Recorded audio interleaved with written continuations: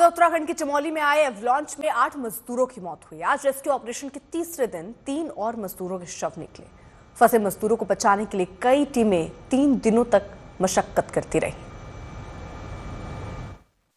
जैसी खबर वहाँ आर्मी और आईटीबीपी की टीम ने अभी दी है माणा बद्रीनाथ से, तो जो लास्ट मिसिंग पर्सन थे उनकी बॉडी रिट्रीव हो गई है और टोटल इसमें 54 लोग थे, जिसमें से 46 अलाइव थे और 8 डेड बॉडीज रिट्रीव हुई हैं। 7 डेड बॉडीज़ हमारी जोशीमठ आर्मी हॉस्पिटल में आ चुकी थी और डिस्ट्रिक्ट हॉस्पिटल में उनका पोस्टमार्टम किया जा रहा है और एक बॉडी अभी वहाँ मिली है जस्ट अभी, तो उनको भी लाने की कार्यवाही की जाएगी। तो अगर वेदर परमिट करेगा तो उनको एयरलिफ्ट किया जाएगा और जो आगे की पंचायतनामा और पोस्टमार्टम की कार्यवाही है उसको भी प्रयास किया जाएगा कि समय से पूर्ण कर दिया जाए। शुक्रवार को चमोली में तबाही आई। इस संकट में 8 लोगों की मौत की पुष्टि हो चुकी है। आखिर कैसा था वो बर्फीला तूफान, कैसे अचानक खतरा बढ़ा, की रिपोर्ट।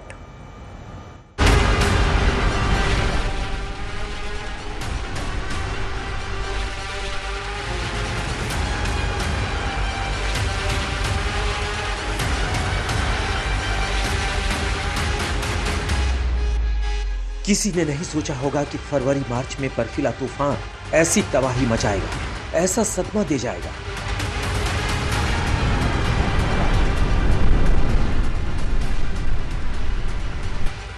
चौवन मजदूर दबे थे इस आपदा वाली जमीन में। हादसे से पहले सब कुछ नॉर्मल था। रोजाना की तरह मजदूर अपनी ड्यूटी में जुटे थे, तभी एक तबाही मचाने वाला बर्फीला तूफान आया और कंस्ट्रक्शन साइट पर सब कुछ बर्बाद हो गया। चमोली के माणा गांव में इस हिस्से में शुक्रवार को भारी तबाही मची। एक झटके में आए एवलांच ने किसी को संभलने का मौका तक नहीं दिया। जो जहां था वहीं फंस गया। हर कोई बर्फ के थपेड़ों के आगे पस्त हो चुका था। मत पूछिए सर, ऐसा मंजर मैंने कभी नहीं देखा।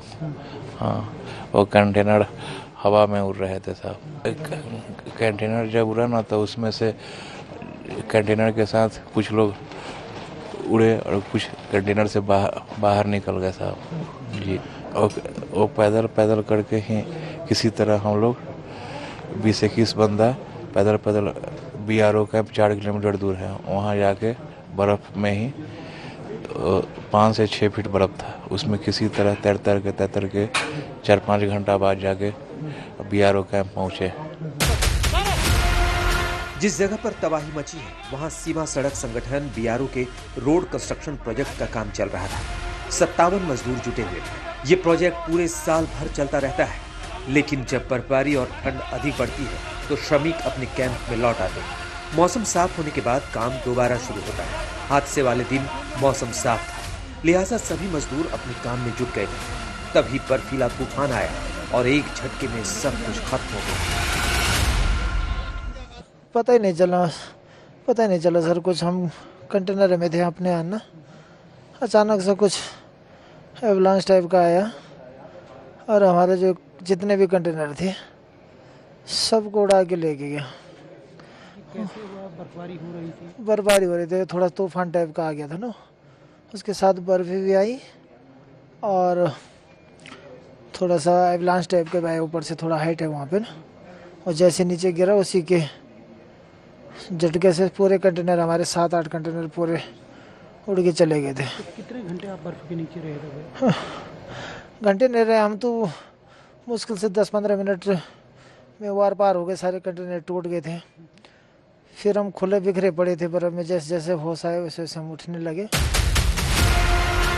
शुक्रवार को बर्फीले तूफान की खबर लगते ही बचाव अभियान शुरू कर दिया गया है। रेस्क्यू टीमों ने जानकारी जुटाई, मजदूरों का डेटा खंगाला तो साफ हो गया कि इस बर्फीले संकट में 57 नहीं बल्कि 54 मजदूर फंस गए, क्योंकि 3 मजदूर बगैर जानकारी दिए छुट्टी पर चले गए थे। उनके जो साथी ड्यूटी पर थे वो आफत में घिर गए। बचाव कार्य में जुटे अधिकारी बता रहे हैं कि किस स्तर पर माणा गांव में तबाही मची। अगर एरिया की हम बात करें तो तकरीबन ये एरिया 600 मीटर से ज़्यादा का एरिया है।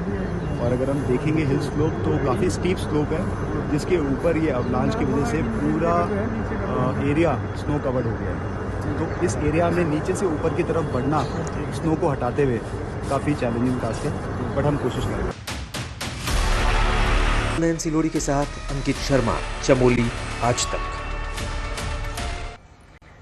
जो उस बर्फीले संकट से सुरक्षित निकले वो अब उन पलों को याद कर रहे हैं और बता रहे हैं कि कैसे बर्फीले तूफान ने तबाही मचाई। आज तक संवाददाता अंकित शर्मा ने उन पीड़ितों से बात की है।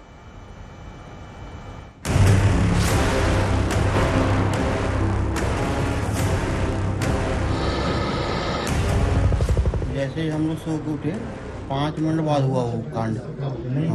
बहुत ही भयानक हुआ था वो। और इसमें कंटेनर का तो कोई पता ही नहीं कहाँ गया वो। और हम कम से कम 300 मीटर दूर जाके गिरे थे, अलकनंदा नदी के पास। नदी के पास गिर गए? 5 या 10 मिनट के बाद धीरे धीरे ऊपर आया और बाहर निकला। वहाँ से निकलने के बाद आर्मी कैंप है, वहाँ पे गेस्ट हाउस उनका है। फिलहाल वहाँ पे वो नहीं रहते हैं, इधर कैंप में रहते हैं वो। तो वहाँ पे हम लोग 10-12 लोग जाके रुके थे वहाँ पे पूरी रात। फिर वहाँ पे आर्मी और ITBP गई तो हम लोगों को लेके आए अपने कैंप, और वहाँ से हेलीकॉप्टर से फिर हम यहाँ जोशीमठ। कुछ पता चल पाया तो पहले कि कुछ होने वाला है या कुछ गड़गड़ाहट इस तरह की? नहीं, ऐसा नहीं, बिल्कुल एकदम शांत माहौल में आया। तूफान जैसा कुछ आया? एक बार हल्का सा हवा आया था, फिर वो 5 मिनट बाद ऐसा कांड हुआ। वो अचानक बर्फ उधर से स्लाइड से गिरने लगा। हम लोग भी जैसे तैसे अपना बचा के जान भागने लगा सर वहाँ से। वो छाती भर बर्फ था सर, धमाका का आवाज़ हुआ सर। उसके बाद हवा बहुत स्पीड हो गया, वो हवा के चक्कों से भी उसी में सर बर्फबारी बहुत स्पीड था सर। नहीं सर, हम लोग को सेना भी निकाला। हम अपना सुरक्षित जगह पे थोड़ा पहुँच गए, वहाँ से हम लोग को सेना सुरक्षित जगह पे लेके चला गया सर। जैसे तैसे अपना जान बचा लिया सर। काफ़ी तेज हवा आई, उसी टाइम उसी हवा के अपने सारे कंटेनर को उड़ा के उसके बाद 3 बजे से बर्फबारी शुरू हो गई थी। तो दूसरे दिन सुबह हम रात को सोए थे, सुबह तक हम सोए थे, बर्फबारी हो रही थी। बर्फबारी होने के बाद हम अपने कैंपों में सोए थे। तो सुबह 7 बजे के आसपास वहाँ से स्लाइड आई ऊपर से। स्लाइड आई तो क्या हमारे कनेक्टर सीधे नीचे चले गए। वहाँ पेट्रोल पंप क्या, हमारा तो पेट्रोल पंप के पास रुका था आर्मी का। 2 जवान वहाँ रात को ड्यूटी करने के लिए आए थे। वो जब आए तो हमारे कनेक्टर की ओर भाग के आए। फिर उन्होंने हमें रेस्क्यू किया, निकाला वहाँ से। फिर और लोगों को 1-2 को ऊपर से निकाला और कनेक्टर तो नीचे चले गए। तो जब सुबह को टाइम में देखा तो 5 से 6 फीट बर्फ पड़ चुकी थी। तो जैसे हम उठने वाले थे वहाँ से पहले की स्लाइड आ गया और जो हमारा कंटेनर था वो पा के ले गया नीचे। जब आप निकल के आए तो कैसा लग रहा था? मतलब कि जैसे कि मौत के मुंह से आप बाहर आए हैं, उस समय क्या महसूस, क्या दिमाग में आपके चल रहा था? क्या चलता है कुछ ऐसा पता था नहीं। तो जैसे हम गिरे तो सर पे थोड़ा चोट थी, तो ऐसे जैसे तैसे हम निकल गए। बाकी आर्मी वालों ने निकाला हमको। 12 महीने ये प्रोजेक्ट चलता है, लेकिन जो कैंपिंग इनकी होती है, जब बर्फ काफ़ी हो जाती है तो ये लोग अपने कैंप में रहते हैं। और माणा से जो साइट है वहाँ से करीब 35 किलोमीटर दूर इनका कैंप है। जब एवलांच आया तो इतना भयानक था कि एक विस्फोट के साथ और तेज हवा के साथ आया और कंटेनर हवा में उड़ते हुए नीचे आ गिरे। तो ये काफ़ी भयानक, एक दर्दनाक एक याद इनके दिमाग में हमेशा जहन में रहेगी, जिसको ये कभी भुला नहीं सकते।